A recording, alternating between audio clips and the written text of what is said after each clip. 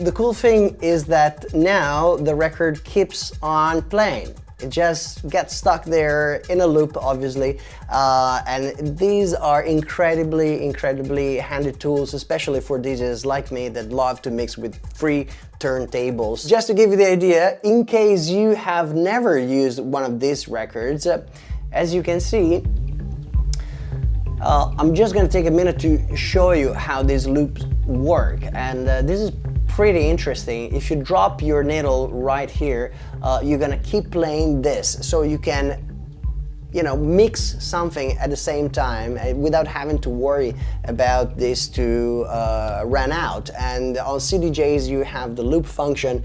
On vinyl records, unfortunately, we don't have that, so records like this one are incredibly precious, especially if you like to mix with more turntables.